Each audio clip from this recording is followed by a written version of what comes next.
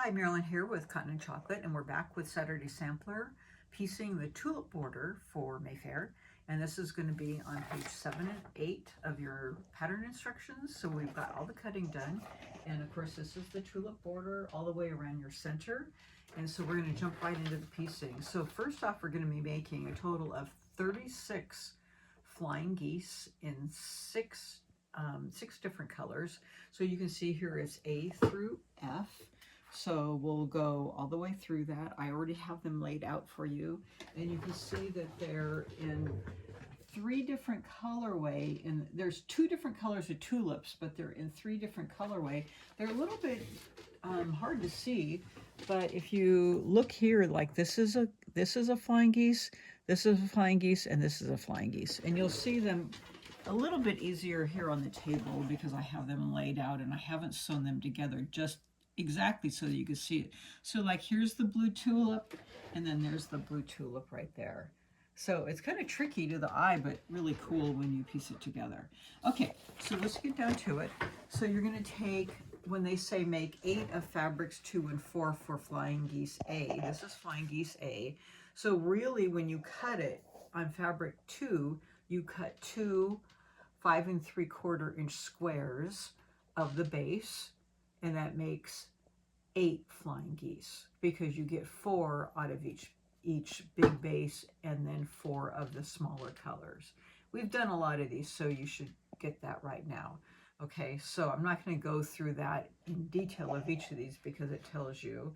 So you have fabric 2 as the base and fabric 4 as your 4 small squares. Okay, and that will yield 8. This is fabric flying geese A. This is flying geese B. 4 is the base and 11 is your 4 small squares, and you will also get 8 out of this one. And then this is flying geese C. Okay, 11 is the base and 3 are your 4 small squares for each one, and you will get 8 flying geese out of this. So 8, 8, and 8.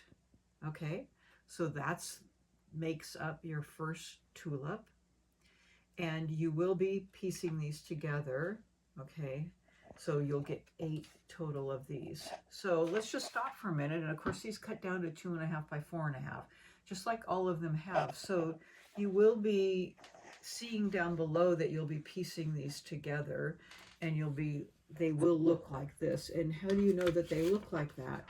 Well, you can see them in your tulip border right here. So that's what that tulip looks like.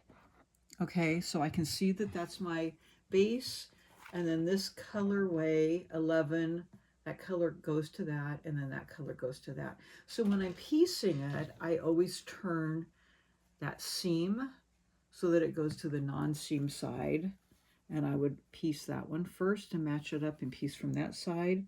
And then when I press it, I press to the non-seam side. So I press that there and press that open first. And then I would piece that one on here.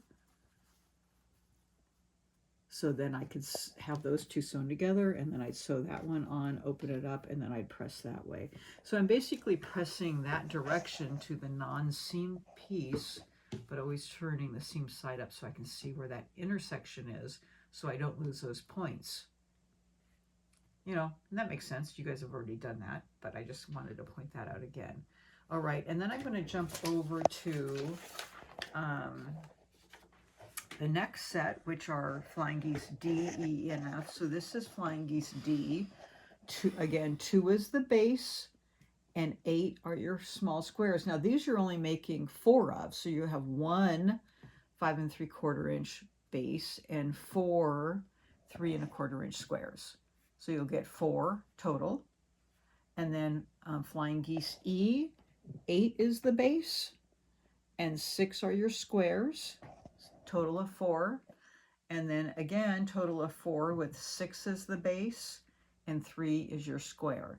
So this is your second tulip, and you can see it right here, sewn together. Okay. So again, I would piece it the exact same way as I just described in the other one. So there are your 2 tulips, and so you have 8 here and 4 here. Well, why? When you put them together, you have double of the blue and one of the pink. And that is the same. So you're making the same repeats all the way around.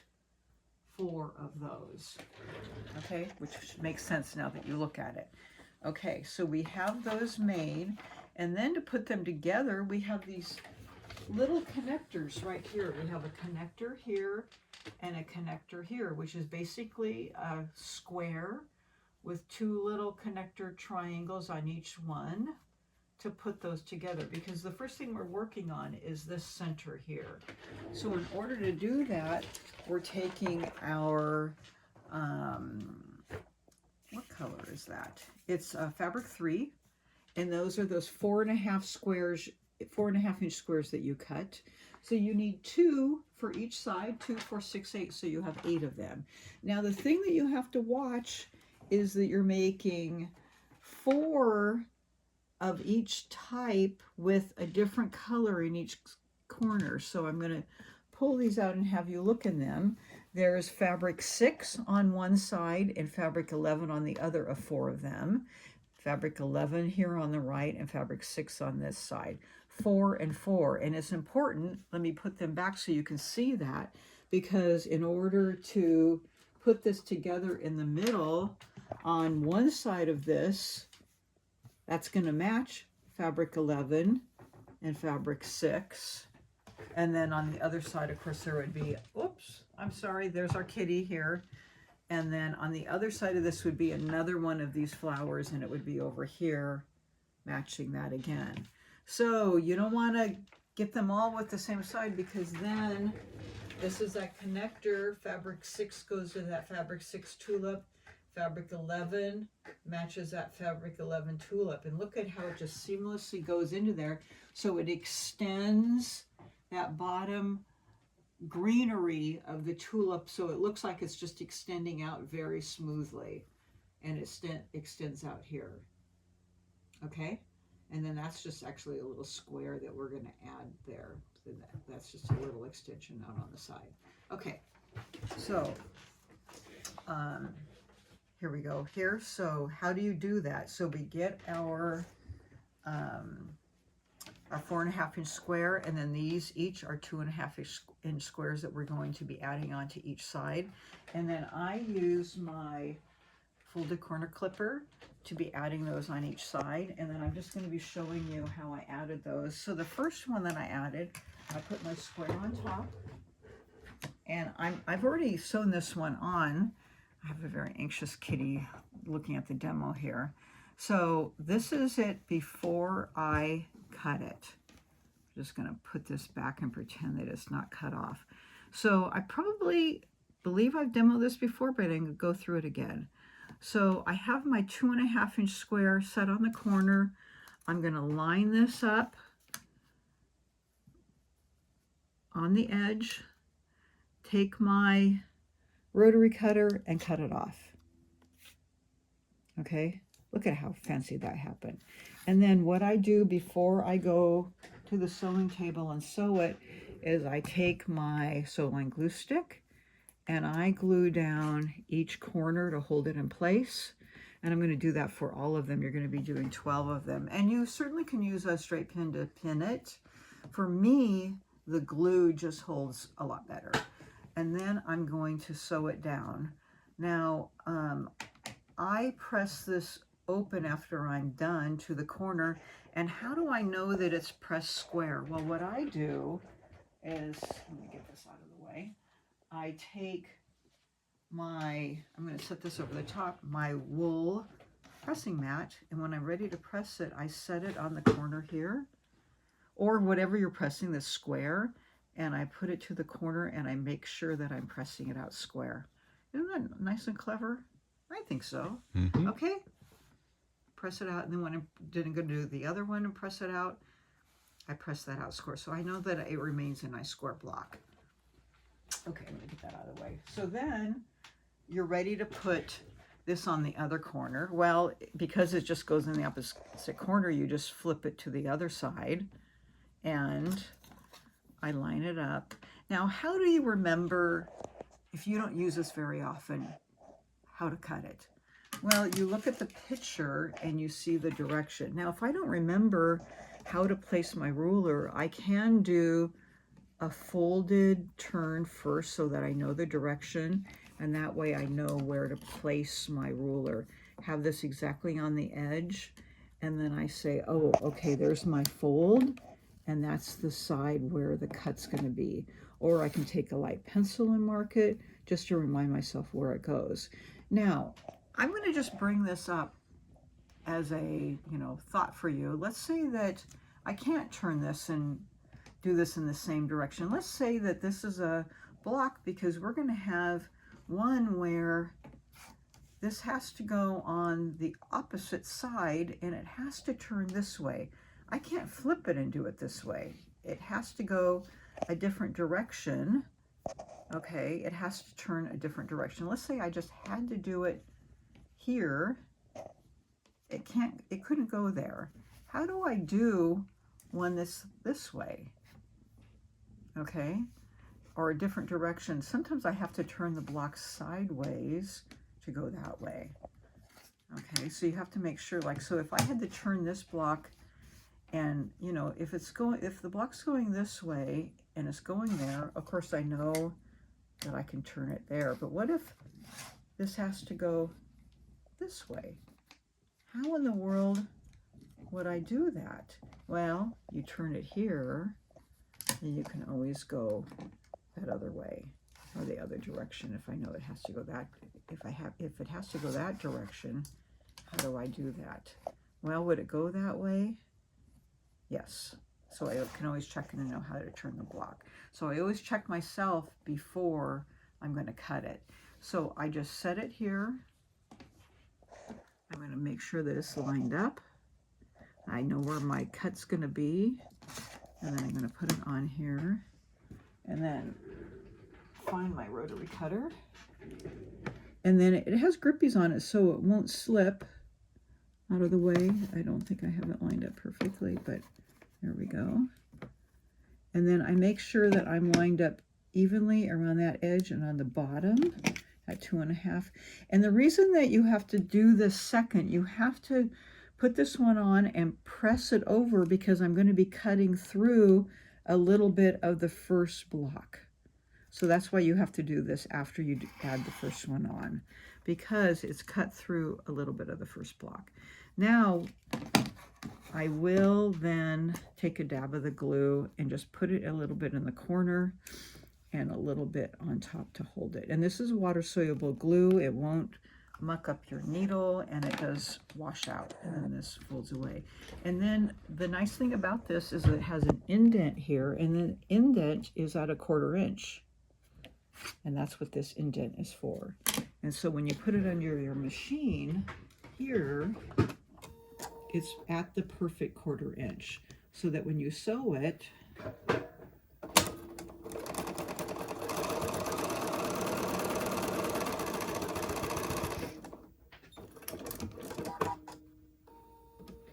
it stops and starts at the 1/4 inch there and ends at the 1/4 inch.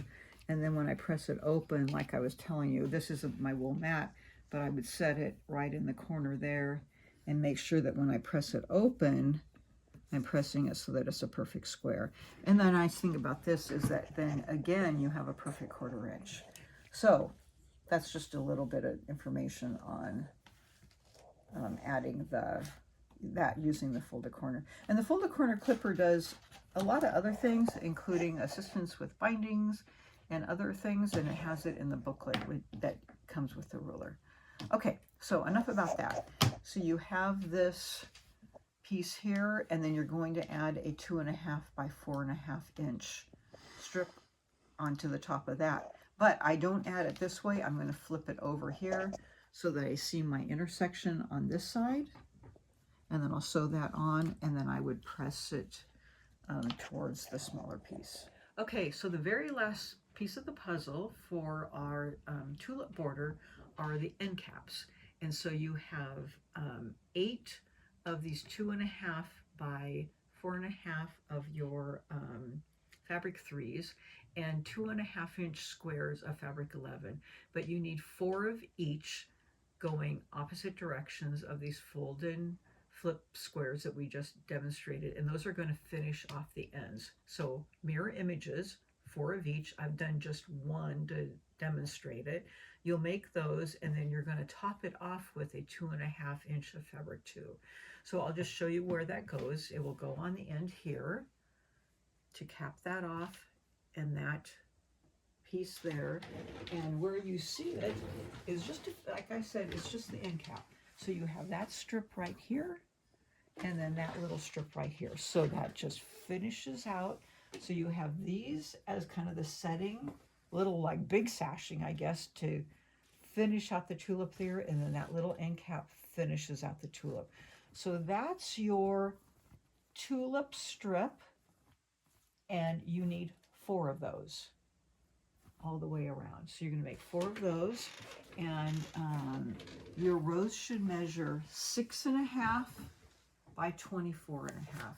And how do I know that? Well, it tells you actually right here, 6.5 by 24.5. Okay, and that's it. Now, when you're doing this, you want to make sure that these meet. So that, you know, and that's a little bit of the tricky part. You want to make sure that your seams meet right here. Okay, so you have to watch that when you're sewing those together, and that these match right here. So you really have to watch those intersections. Okay, so we aren't done yet. We have these 4 big tulips in the corner. So that's on the other page. So we have some sew and flip triangles. I'm going to move this into the picture and move this down. And so we have these big sew and flip. So you're going to have fabric 9 rectangles and fabric 2 squares, and fabric 3 rectangles, 2.5 by 4.5, and fabric 2 squares, and fabric 3, 13 rectangles with 2. Okay, so these are 2.5 by 4.5. These are 2.5 by 6.5. And these are our fabric 2.5 inch squares. Okay, these are fabric 2 2.5 inch squares. So what you're going to be doing is, I'm going to face these towards the camera so that you look at how the sew and flip go. But when you're sewing those, sit this right in front of you. Pay close attention to the angle when placing the fabric 2 square. So what did I do? I laid these in front of me. I put my fabric 2 down, and then I just folded it to make sure that I had the angle correct. So on this one, my cut will be just going this way, just like my first one here. But this one, the angle's different. So when I made the cut, I turned it sideways because I can't cut it this way. It won't work. So on this cut, because it's going to the left, turn your big strip. This is this is vertical, this is horizontal. And then your cut will be going in the perfect direction. So the short one is going vertical, the long one is going horizontal. And if you do that, you'll be golden. You need 4 each of those. Okay? And I gotta lay those back out properly. Okay, now we have half square triangles. You need 4 using the 3 1/4 inch squares and half square triangles of fabric 2 and fabric 9, cut down to 2.5 inches. And guess what? Another sew and flip, I forgot to mention this one, fabric 9, which is cut to, I believe it was 2.5 by 4.5, same as this one. Okay, so this one's going cut vertically. Again, this is just like this, cut horizontally. So I'm going to lay it horizontal, put on my 2.5 inch square, and cut this, and you need 4 of those. So both of these are cut exactly the same way. If you remember that, it's very easy to do the cut. So we have a lot of sew and flips, but frankly, for me, using the folded corner clipper made it very, very easy and very accurate. All right, so let's put this all together. So we have the layout here. So the first thing you're going to do is you're going to want to make your small center part of your tulip. So the first thing you're going to do is sew these two together. And, you know, you usually like to press to the dark. So you can press to the dark, but you know what's going to happen is going to want to press that way. But, you know, you can press to the dark so that you don't see that underneath. And then you're going to press the whole thing, or sew the whole thing to the bigger piece. So then you have this small little unit, the center, and then you're going to add this one to it. Press to the piece that you just added, and then this one will go on last. Very, very easy. All right, so you have those four, and you will then retrieve your middle block that, of course, you've made, and you are going to first add, you can add the sides or the top and bottom, whatever, you know, it doesn't matter. So you're going to sew them on to the sides, and you're going to press to the center, it says. Okay, and then you're going to add these all four to another side of your tulips, just like you would anything. Sew them on, and then press to the center. Okay, so the nice thing is that you already have sashing here so that you can sew these up and really watch your points when you're sewing on. Now, step 3, add fabric 13 border to the sides and then the top and bottom. So you can see the picture that the sides go first because of how we cut them, the dimensions. And the block should measure 38.5 inches square. Now, when did I do all the pressing? Well, of course, I've talked to you all the way along. I've done pressing all the way along. So you've measured these to make sure they're 6.5 by 24, because this is 24.5 inches. When you finish this middle, this should have been 24.5 inches square. So this should go on at 24.5 inches. So press it really well, spray it, look at the back and make sure all your seams are sitting flat, and then get this on, and it should be 24.5 inches, and I spray it again, okay, and then get it flat, flip it over, make sure that it's pressed well, and then get your sides on, press it well, make sure everything's sitting flat, okay, and then put your border on and really make sure that it's 38.5 inches square, okay? And just don't take a measuring tape and measure it, all right? Get your ruler out, get your big ruler. I don't have a big ruler here, but I'll pretend this is a big ruler, and flatten it across and make sure that it's flattened at 38.5 inches.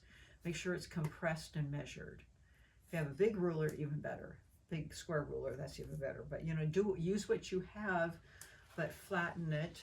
Measure it along the edge, measure it from the center, the border to the center out, and measure it from the top all the way around to make sure you're getting it good and square. Okay, if it's not measuring, I mean, you know, and it has to be close. I mean, if it's like an 1/8 off or whatever, that's fine. But if it's, you know, a 1/2 inch off, then talk to me. Okay, so we can see what we can do, because then we're going into this part here, which is kind of gives us some leeway for adjustment, and then another sashing strip, so that if this is off, we can make some adjustments here, and we can make some adjustments here before we go into some more piecing. So this quilt is very kind to us if we're off a little bit before we get to piecing all of the next section and our blocks together to make it all fit. So we have some ability to make some adjustments, but please talk to me before you start making adjustments. But hopefully it's all going together well, and really hopefully you're having fun and you're learning some sewing techniques. So have a great time. There is a lot of sewing on this, so take your time, feel good about it, change your needle, use a really sharp blade, and I'll see you next month. Thanks.